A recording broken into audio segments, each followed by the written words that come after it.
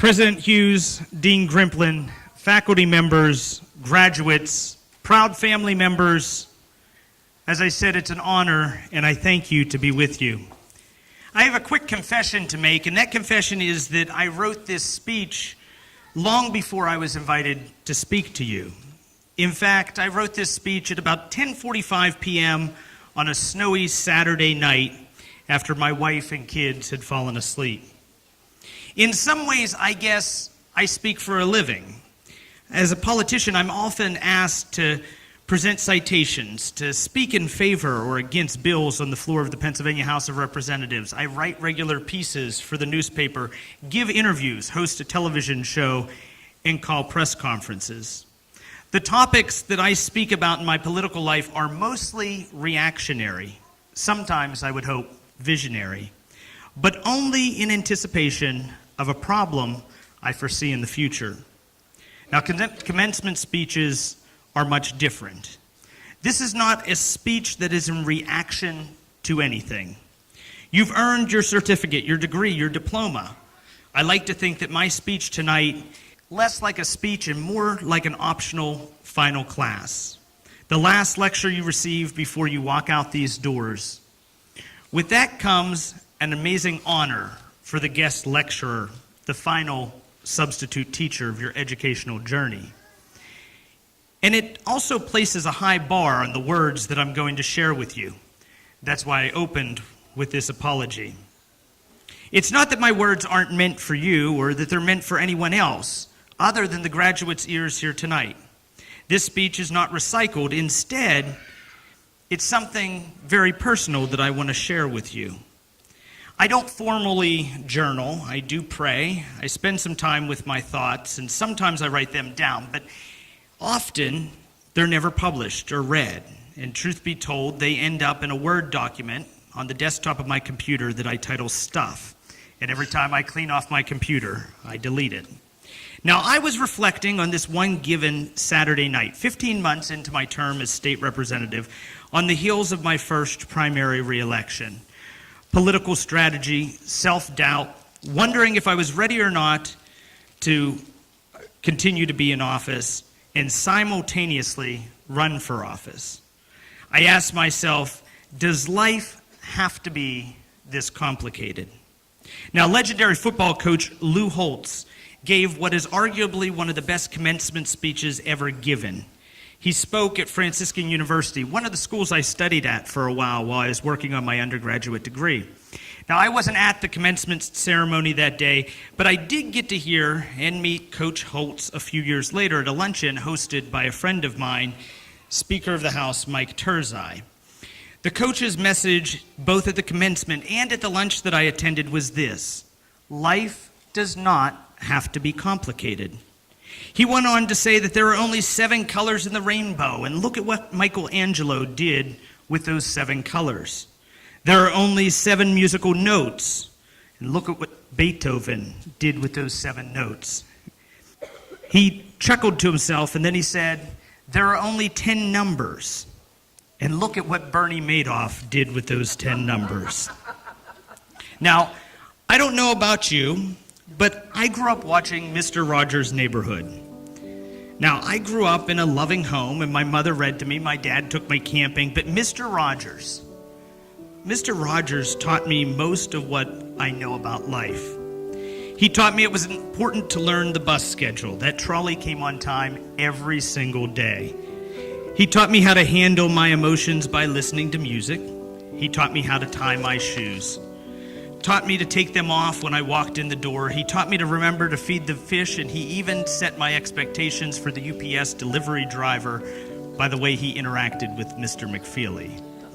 Now, later in life, in my 20s, I was working construction for my dad, and I was in college. And as luck would have it, I ended up on a construction site for a large medical complex here in the Fayette County area. I mixed mud and hauled bricks, swept the floors, and at the end of the day, locked up after the crew went home. When we got to a period of the project when all the work being done was by subcontractors, but I still needed to be there to accept deliveries, still needed to unlock the doors, and still needed to sweep up. But I had some downtime here and there, So for a week or so, I brought in my lunchbox a little book. It was a discount book titled The Simple Faith of Mr. Rogers. And the book was authored by a woman by the name of Amy Hollingsworth. Now, I remember reading the short book on breaks and at lunch. One story that the author shares is one that I think about every time I get up to address a group or give a speech. And basically, the story goes like this. Fred Rogers and his wife were vacationing with another couple, and they were within an hour or so of a church where a famed preacher was stationed.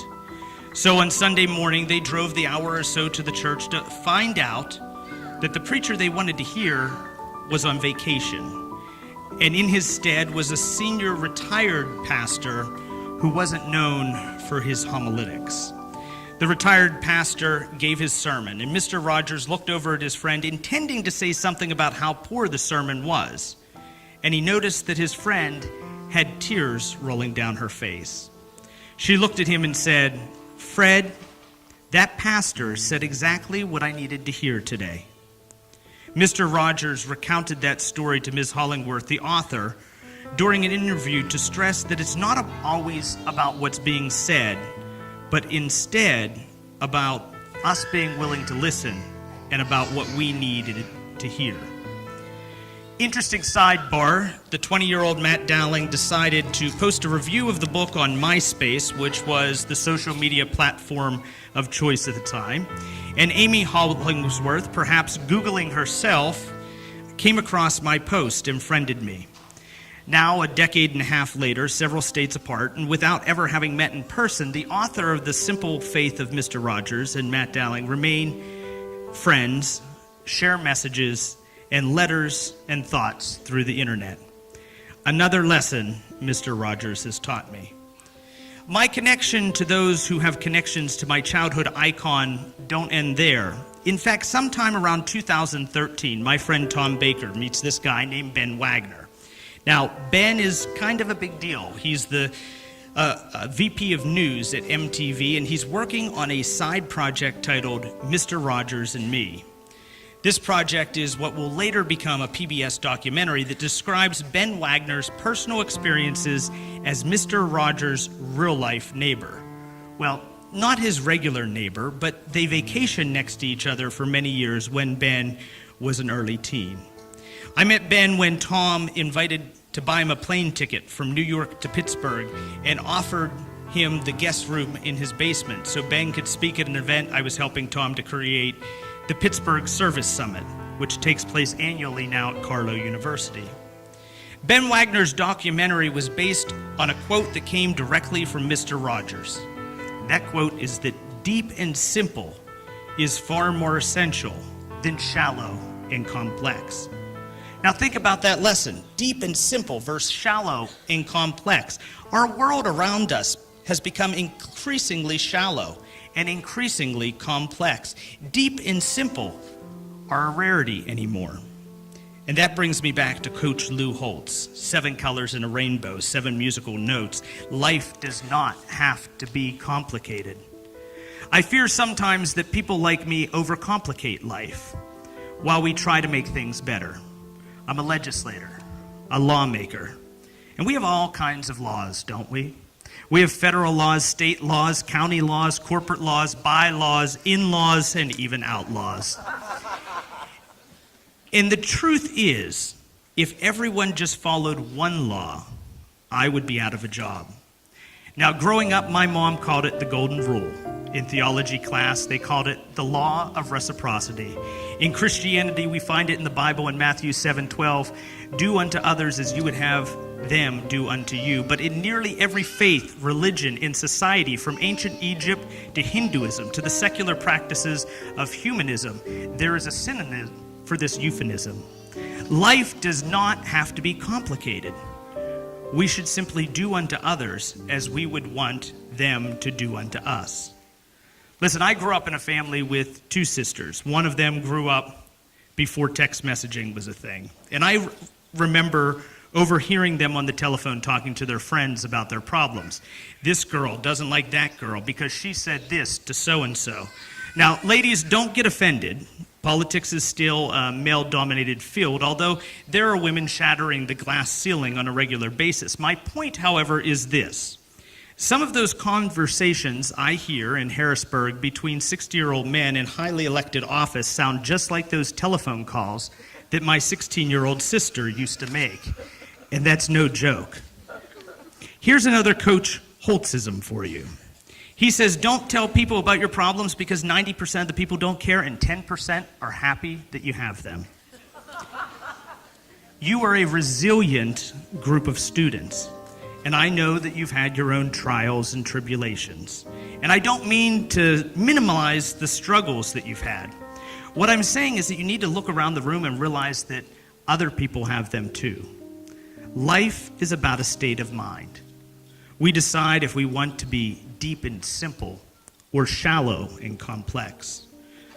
Rudy Francisco, a performer at the 2014 National Poetry Slam, presented an amazing work titled Complainers, and it starts out like this. The following are true stories. May 26, 2003, Aaron Ralstad was hiking. A boulder fell on his right hand. He waited 4 days, then amputated his arm with a pocket knife. On New Year's Eve, a woman was bungee jumping in Zimbabwe. The cord broke. She then fell into a river and had to swim to land in crocodile-infested waters with a broken collarbone. Claire Chaplin was smashed in the face with a 5-pound watermelon being propelled by a slingshot. Matthew Brops was hit by a javelin. David Siegel was punched in the mouth by a kangaroo. The most amazing part about these stories is when asked about the experience, they all smiled, shrugged, and said, I guess it could have been worse. So go ahead, tell me you're having a bad day. Look up Rudy Francisco online because I cannot even attempt to do justice to the second half of his poem, but I think you know where he was going. Life is a state of mind. Lou Holtz says life does not have to be complicated. Mr. Rogers wants us to be deep and simple. My mom told me to do unto others as I would have them do unto you, and I'm telling you that life is a state of mind. Get up tomorrow morning because it's the first day of the rest of your life. Look into that mirror and congratulate yourself on having overcome whatever it was, whatever your biggest struggle in life was up until now. Close your eyes and say a little prayer for the people here at PIHT, for the lessons you've learned, for the skills you've developed, and then make the conscious decision that you're going to make the very most of your day. It doesn't have to be complicated. Your life can be deep and simple if you do unto others as you want them to do unto you, and you realize that happiness is a state of mind. That's all that I can impart on you, all that I can share. Your final lecture has come to a conclusion, and class this evening is dismissed. Thank you.